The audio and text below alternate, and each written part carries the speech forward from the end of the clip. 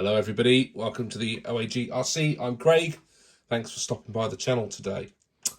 It is that time of the month where normally I would be putting out May's OAG channel show. That's not happening this month, mainly because I've got so much stuff going on in real life as well as YouTube RC stuff. I've kind of not got time to do the show as well as all the other content that I've got to do. So I've decided to press pause on it, and we'll pick the show back up again in the autumn into the winter when there's more time to film, you know, what's going on the desktop and that sort of stuff. But for now, what I wanted to do is not miss out showing you guys the build video that went into doing the Madcap Astute. Now, this is probably my favourite RC, and I've got a lot of lovely RCs, and a lot of people have sent me lovely RCs, and I've bought some awesome RCs, and I like all of my cars, right? But there was so much time and energy and effort that went into building this. I don't even care if it's rubbish when I run it, to be quite honest, because this thing was a real labour of love. So I'm going to show you the footage that I've got in one video, and then maybe we'll come back at the end and we'll have a little wrap up and a little chat about the model. So it's time again for our RC restore project, and the cat has made an appearance yet again. So we're going to be stripping down the Madcap today, taking a look at what sort of condition it's really in underneath. As we start to get the parts out, take a look inside the diff and see what sort of mess we've really got. What do you reckon, Joey? He likes it. It's a good rubbing post, isn't it? So my first question when I was tearing this down is whether I've got bushings or bearings. I've got bushings. So that's the first thing I've got to go and order, is a bearing set now for this Madcap. So good news, all the wheels are all in pretty good condition on the inside. And actually they're not in too bad a condition on the outside either, with most of the speed disc decal still being intact. So I'm pretty pleased about those. They're not too bad, other than, of course, the tyres being completely slick. The next thing I'm going to do is take off this rear wing there. The body is not actually in too bad a condition, other than a couple of little cracks at the top there. Might be able to salvage that, I'm thinking. Maybe as a runner body or something like that in the future. While the body was all right, the wing is absolutely toast. So that one, unfortunately, we'll have to just trash. The gearbox turns, but it makes a horrible sound. That diff is going to be in a bit of a mess, I think. I love these little bits that you start to find as you start pulling up a retro vintage chassis apart, where parts have been broken and glued back together again. I felt that top plate felt loose, and that's the reason why. Another bit of DIY repair on the base chassis of this. So these tubs clearly, I mean, it must have been difficult to replace even back in the day, because this one's been, you know, well and truly glued back together several times by the looks of it. As I'm taking this apart, I'm starting to realise how much work's going to be involved. Got bits of it falling off as I'm taking it apart now. Look at the state of that. That was the steering post, I think. Just come loose. Under the body mount or bulkhead. The whole of this chassis is just chuck, really. As you start to take these old RCs apart, you start to see all of the battle scars and irreparable cracks that they've got that unfortunately is not fixable. I've found that a lot with this kit as I've been taking it apart. There's a lot of screws that have cracked in the plastics, so this is going to be one heck of a project putting this back together again. Okay, so where have we got to? We've got the rear bulkhead, I suppose that bit is, with the rear uprights on and the arms. That seems to be all okay. The front bulkhead, the shock mounts is cracked, so that's not going to work, but we're going to replace that anyway with some carbon ones for the Astute, so I don't think that's going to be so much of a problem, I hope, unless I needed that bit there to mount the carbon ones too, not sure. Over here the gearbox seems to be okay, just needs a good clean. Cover was all right. We've got some other bits and pieces that have come off. They all seem to be not too bad actually. Steering mechanism was okay. Loads of different screws. Shocks have come off, we're not going to be using those. The gears and the gearbox all look great, they just need a clean. No missing teeth, no wear that I could tell. They all look pretty good. Although that one there, that's just a load of grease, so not too bad. Lots of grease in the gearbox, which I suppose is a good thing. The only thing that I'm not so sure about is the diff. The diff is tiny by Tamiya standards, really, really small. But that thing is so tight. It's really, really hard to turn. So whether all of the grease has gone out of it or the oil's gone out of it, I can't remember what goes into this one, whether it's oil or grease. But it is not good, not in a happy way. So that is taking apart. We need to see what's going on inside there. And then that probably needs a rebuild. But that's not bad, so I've got spare gear parts for this. Look at the state of this. So the next thing to do is a good old clean. Have a look inside that diff. And then we can start working out how we're going to put this monstrosity back into a beautiful Madcap. So we have started the process. We're going to leave it there for this month and we'll pick it back up next month. Here we go. It's time for the Madcap again. So I have picked up some bearings from rcbearings.co.uk and also some black M4 nuts for the wheels. What I'm going to do today is just go through and have a good old clean up of some of these parts. Try and get the tyres off the wheels, just give them a wipe down. Try not to be too hard on them because I want to keep those stickers on if I can do, keep the decals on. Get in and clean up some of the plastic parts at the back that I am going to want to reuse. Probably not going to do anything with the shocks, just keep those in the tub so I know where they are. Got some bits and pieces in there, just put those in there for now. Clean up the front bulkhead and the rear bulkhead, wherever that is. Got servo in there, which I don't need. We do need the steering arms, so we'll just give those a wipe over as well. And then I'm going to open up that diff, clean the gears up, open up the diff, clean the gearbox down. That's probably going to take the most of my time. And just wipe all the plastic parts over. So we're ready then to start thinking about how we're going to rebuild this. So I'm going to get cracking, and if I find anything interesting along the way, I will let you know what I've done. So the wheels are by no means perfect. I mean, look at the state of that one. But I reckon they'll be all right for a runner. I mean, this is not a showroom condition restore. This is for something that's going to get out there and be blasted about. So I think for now that's fine. And then if we find out that that wheel doesn't make it, then we can always replace it in the future with something else. But for now, that's what we've got. That's what we're going to use. I think they'll be okay.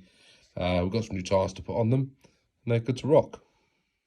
Right, the next job for now is to open up the diff and see what that looks like on the inside. Now, I have got replacement parts for all of the diff. So if this is no good and it's not salvageable, I can rebuild another diff and use that instead.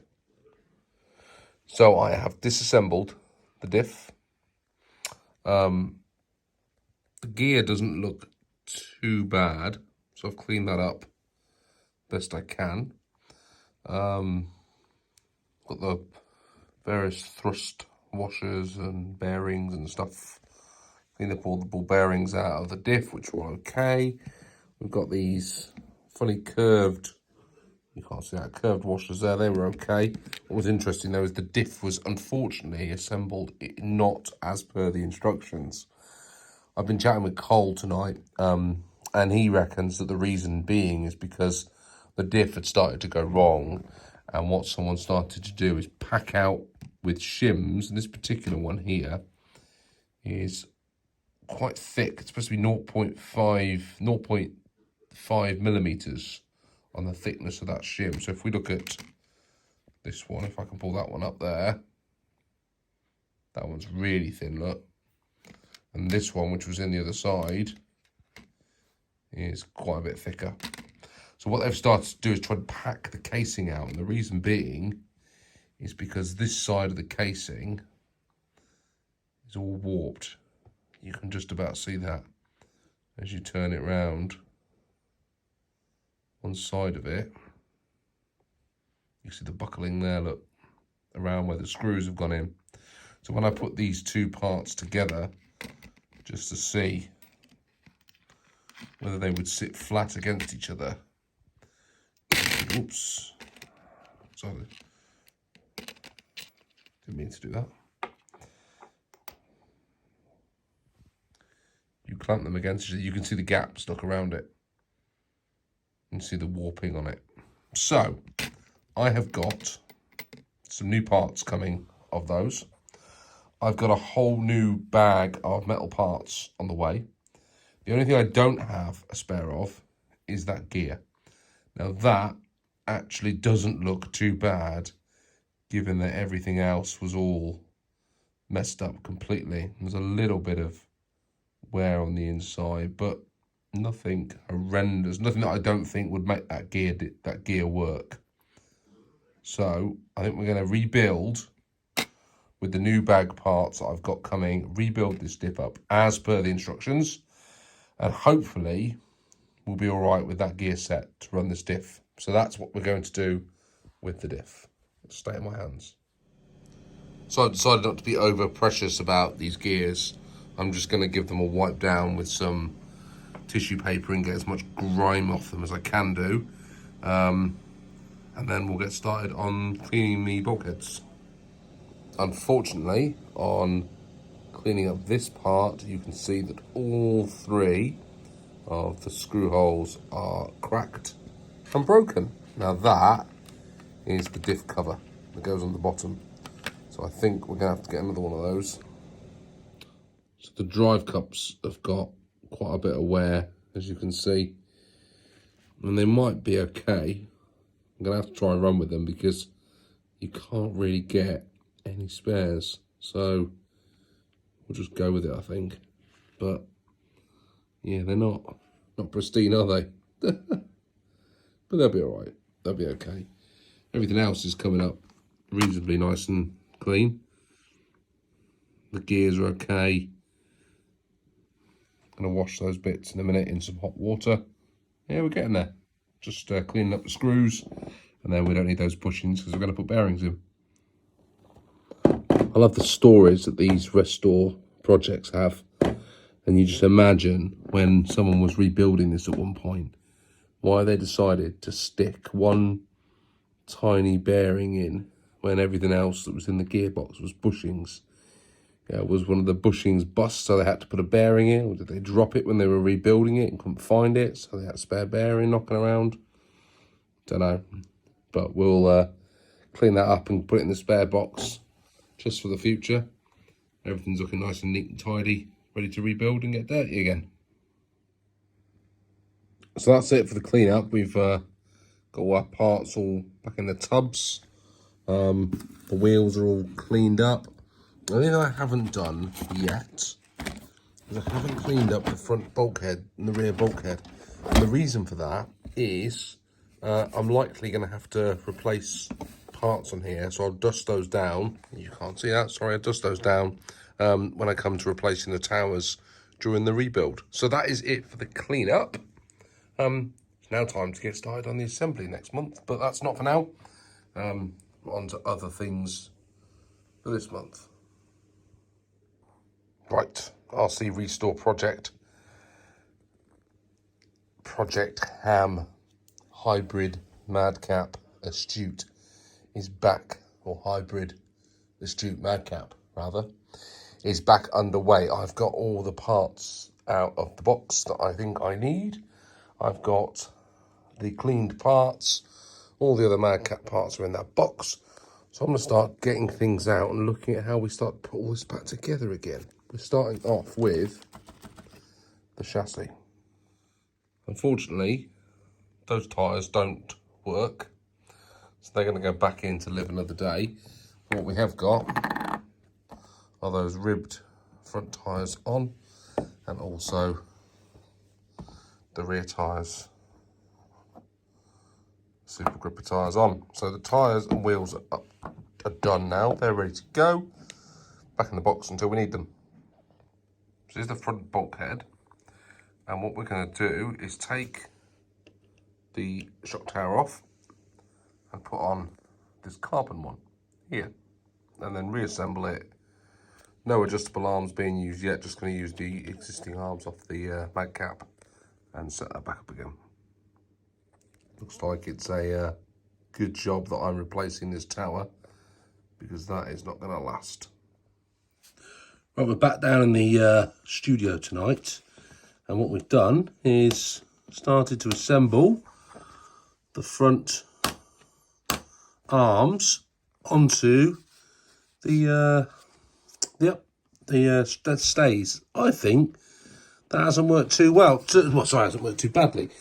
So what I've done is I've gone in there and I've put a bolt through there, a nut on the outside, and then just a couple of washers either side, just so this arm is actually slightly too tight. This one over this side's a little bit looser. Maybe that's because that's a bit looser.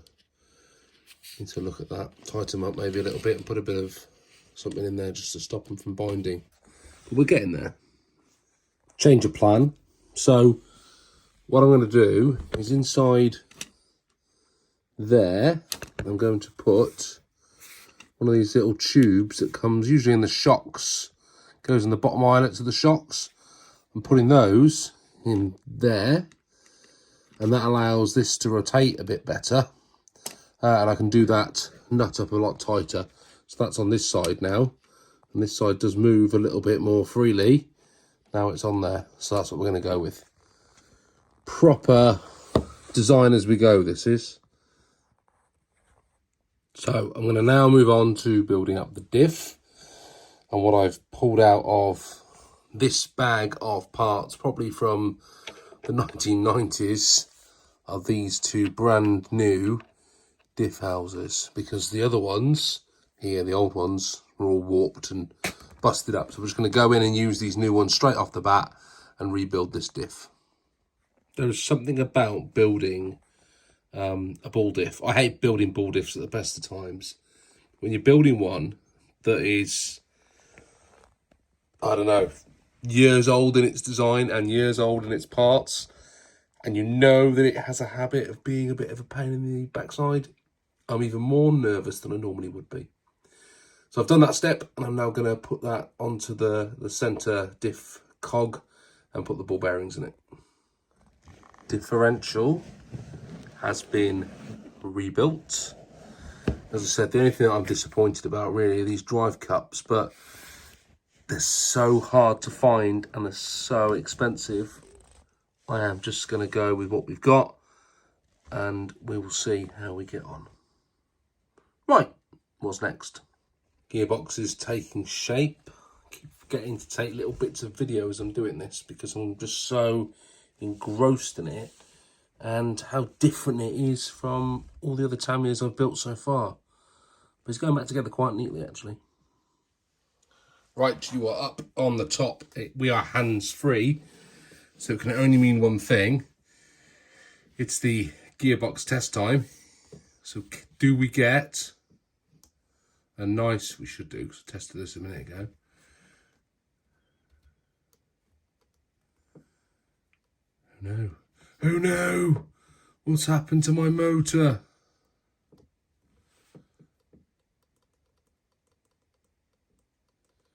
Oh dear. That's not good, is it?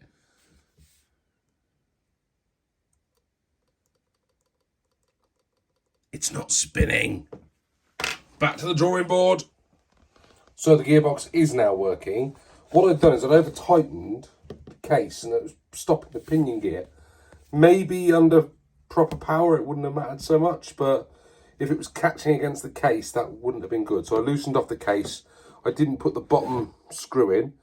Now that might mean it's prone to getting some dust in the gearbox, but I'll live with it, to be honest.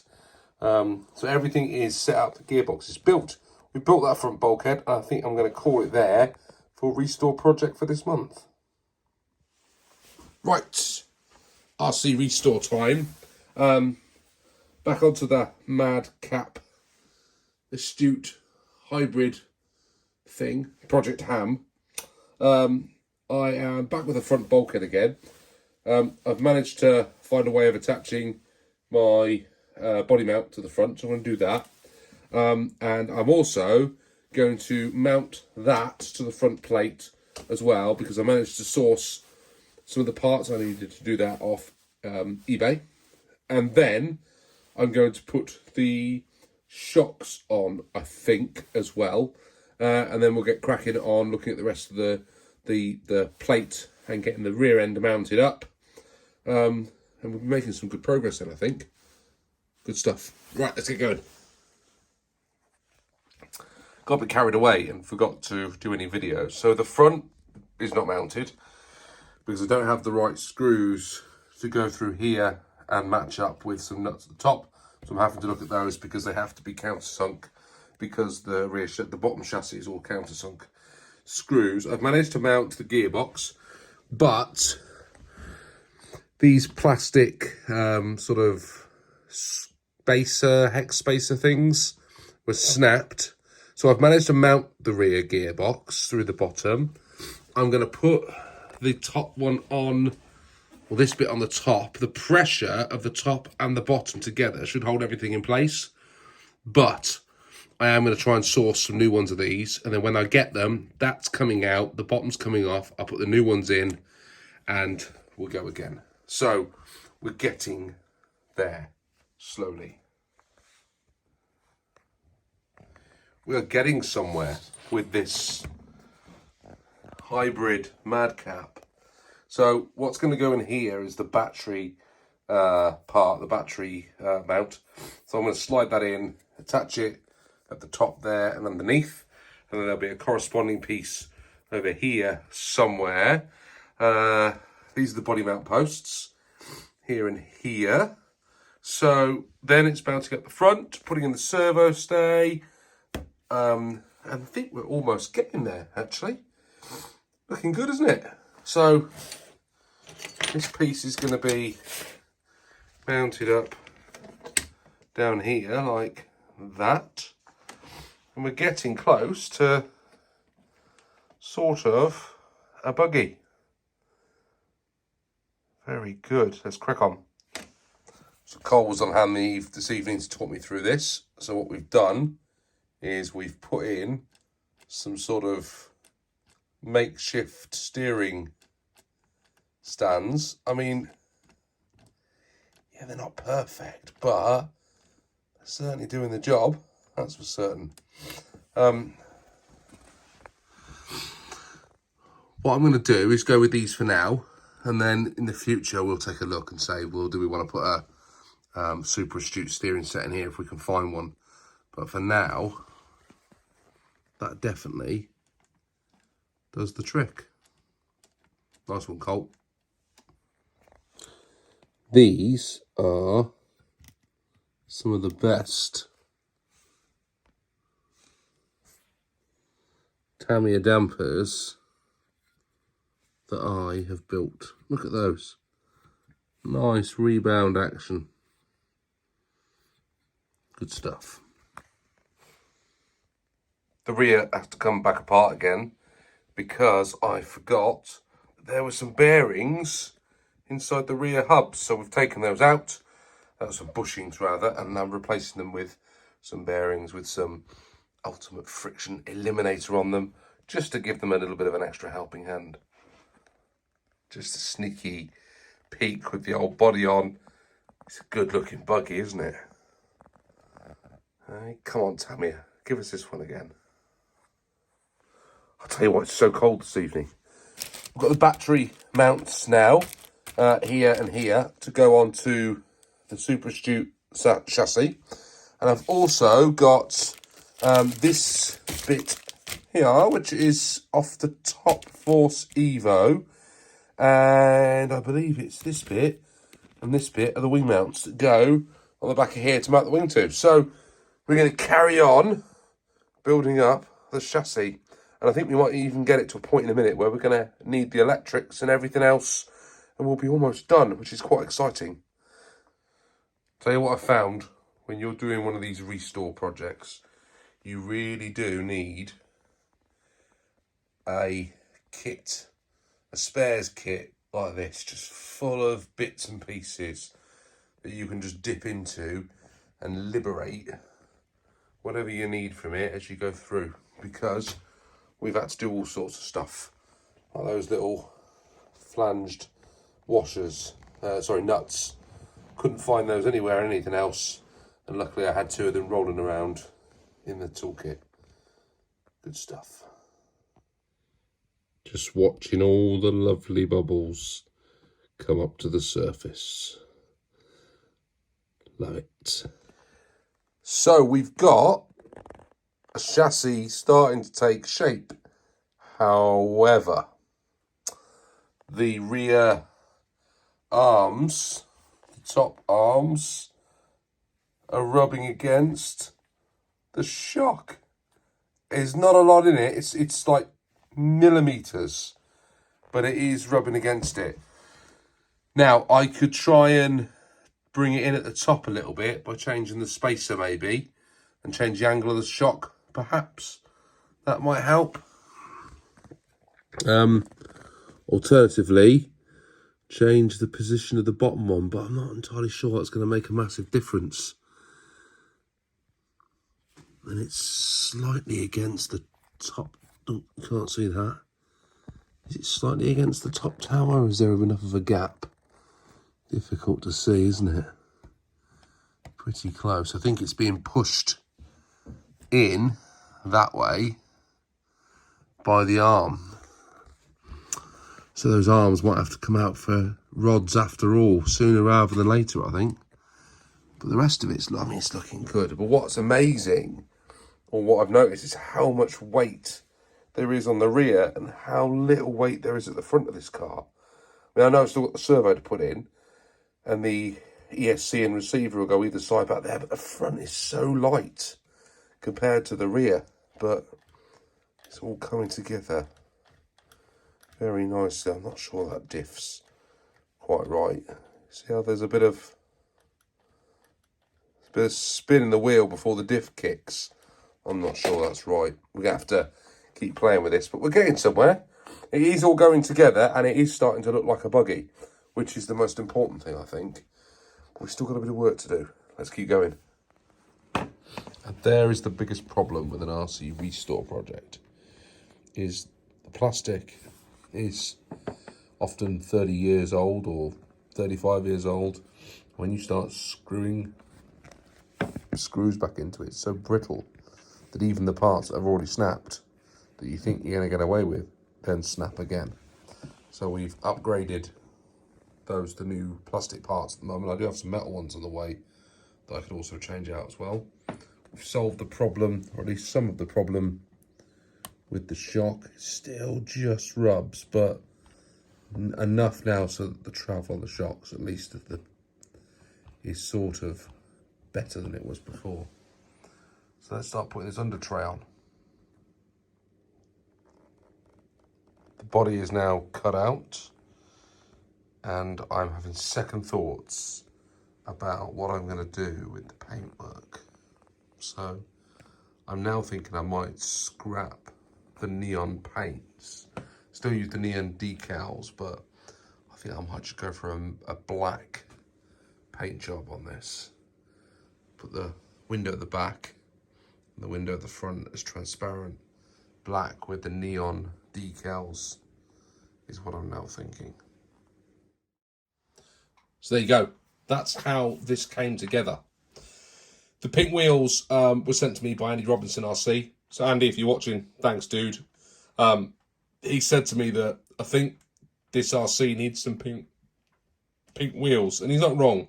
They come out a different shade of pink on the screen to in real life. They're actually closer to this, believe it or not, under the regular daylight, but the studio lights seem to be making them a different slightly colour on the screen. So yeah, the paintwork was really a bit of a gamble, and I'm really pleased with the way it came out. And the blockhead motor decals, stickers that I put on here are really cool. I like them. I know they're not traditional. It's not what a Madcap would normally have on it, but you know, it was doing something different with something that I saw and I liked. And part of the hobby to me is that element of creation. It's you've seen something and you go, oh, I quite like that. I wonder if I can find a way of using that in something that I'm going to do. And with this particular model, I was able to do that. It's also a real proper community car because I had some help out from Cole. Cole, if you're watching, dude, thanks a lot. He's been a great help, a good friend. We've been chatting quite a bit. And talking not only about this particular model, but something else that I've got coming up in the future as well, because he's got a similar project to me as well going on in the future at some point. Without him, I really would have struggled putting this together because I didn't really know where to start. It's always good to talk to someone who's been through that process before, because I spoke to a couple of people on a few forums on Facebook, and they told me this couldn't be done. They were like, no, you can't do that, which is a real shame because I thought, oh, I've got this blooming Madcap that I bought now that I'm just going to have to source a couple of other Madcaps and stitch together, which actually would have been easier and probably cheaper as well, but it would not have been anywhere near as much fun as this thing was. So yeah, you've seen the body shell. I'm not going to try and take it off on camera because that always goes wrong. I'll whip it off and then I'll just take you through the chassis a little bit. There we go. So that's how it looks now. And these shocks are really slick. One of them did leak actually at the start. I found it all over the place. I had to rebuild the blooming thing. But they are actually really nice. What I'd like to do, and Cole's been chatting to me about this, is bracing this front piece. The original Madcap had like a brace that went over the front stay, and there's no way of fitting that when you mount it to the carbon mount and change the way it bolts onto the bulkhead bolts onto the chassis. But apparently there's a workaround, so I've just got to be really careful I don't smash the front end too hard and anything. It'll be, if it's run, it'll be run like it's always going to be run on its own. It's never going to be raced. I'd love to sort the steering setup out for an Astute steering setup at some point. Maybe change the arms here for some adjustables, which we could do. We ended up having to go for a short servo because a regular size one didn't fit. I didn't know that when I started it. I wanted originally to put the battery across, and that didn't work because you need this mount at the back to support this part of the chassis. So I had to go with the other way. You'll notice that I haven't secured that in yet. It's little odd jobs that suddenly I realised I haven't finished. The wing mount was actually from a Top Force Evo. So that's the same mount that goes onto the Top Force. And what I had to do is buy a parts tree from the Top Force Evo to get those parts. And these little knuckles here came off eBay somewhere. These bits that go in and space out the shocks, they were off the Astute pack, and I had to buy those separately. Yeah, lots gone into this. The only thing that is disappointing, I suppose, really, is I couldn't get the Super Astute gearbox for a reasonable price to go in there. That would have been really, really sweet to have done that. There's a dude over on Tamiya Club Forum who has done a 3D printed or reworked differential for this. Not 3D printed diff, it's actual cast diff, which I'm going to get one of those and put that in here at some point just to definitely make sure I've got a diff that's not going to get knackered at any point. The drive cups are unfortunately a bust, and you can't easily get those to replace it. So that is just what it is, unfortunately. Look, who knows how long this will have a running life for. I like to think that I can keep it going for quite a while, because I just think it looks ace. I love the way it has come together. It's just, I think when you've built something like this, where you've had to do a lot of custom work on it, you've had to do a lot of trial and error as you've been building it. I built it over probably about 2 months. as I was building bits, I realised I didn't have the right parts. I didn't have the body mounts, so I had to go and buy those. Then I found out that I didn't have the parts for the battery tray, so luckily Cole was getting rid of one of those, so I was able to get that off him. The steering setup here with these towers, these sort of mounts for the steering, Cole had those on one of his other sort of hybrid Madcaps that he'd had. And he said, I don't need them, I'll send them over to you. And they did exactly what was on his one, where they just sort of raised the steering up enough to use the original steering setup. I mean, there's an awful lot of slop in there, but I think there was a lot of play in the original Madcap steering. So that's the only disappointing thing, is that the steering's going to be a bit sloppy. But do you know what? It'll probably be enough around the Orchard Raceway, where it's only got a couple of bends to go around. People have told me this thing doesn't like to jump, so I'm a little bit worried about that out on the Orchard Raceway, if I'm honest. But we'll see how we go. And I'm sure these tyres, these are the Astute tyres, they're not supposed to be on these wheels. But if you look, they actually went on really nicely. So I've just gone, well, I'll live with it. You know, it works, right? And sometimes if it works, you don't worry about trying to fix it too much. So there you go. That is Project Ham, hybrid Astute Madcap.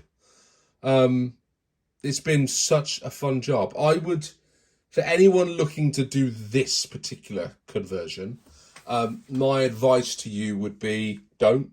Go into it eyes wide open, right? You're not going to just be building a kit that you can slap together and be done with. You're going to be building something that's going to need an awful lot of finessing as you go. So, you know, you've got to be in it for the long run, okay?